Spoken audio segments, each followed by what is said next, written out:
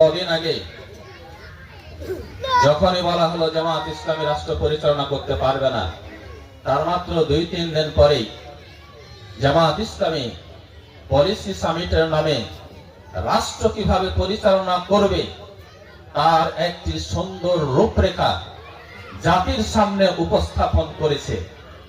যে অনুষ্ঠানে বাংলাদেশের সকল প্রফেশনাল এক্সপার্ট ছিল, যে অনুষ্ঠানে শুধু বাংলাদেশ নয়, বহির্বিশ্বের উন্নত দেশের, ইউরোপ এবং আমেরিকার মতো দেশের, 30টির মতো দেশের কূটনৈতিক এবং তাদের পররাষ্ট্র মন্ত্রণালয়ের নেতৃবৃন্দ ছিল।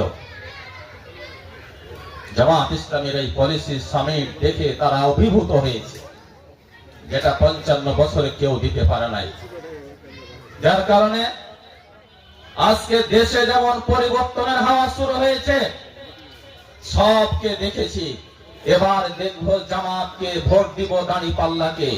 দাঁড়িপাল্লার পক্ষে যেমন গণজোয়ার দেশে সৃষ্টি হয়েছে, বিদেশিরা আজকে বুঝতে শুরু করেছে ভবিষ্যৎ বাংলাদেশের জন্য, উন্নত বাংলাদেশের জন্য, দুর্নীতিমুক্ত বাংলাদেশের জন্য জামাত ইসলামের কোন বিকল্প বাংলাদেশে নাই।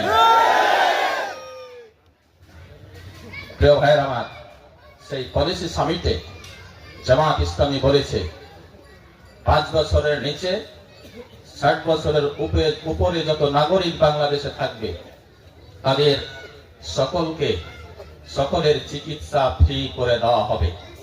যদি জামাত রাষ্ট্র পরিচালনার দায়িত্ব পায় তাহলে তাদের দায়িত্ব নেবে সরকার। ভালো না খারাপ? চান আপনারা? একজন প্রেগনেন্ট মহিলার মায়ের প্রাথমিক চিকিৎসার যত প্রয়োজন সেটা দিবে সরকার, যদি সেই সরকার পরিচালনার দায়িত্ব জামাত ইসলামী পায়।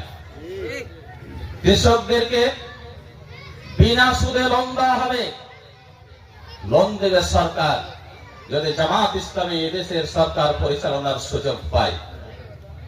আমাদের যুবকদের হাতে আমাদের প্রতিদ্বন্দ্বী রাজনৈতিক সংগঠন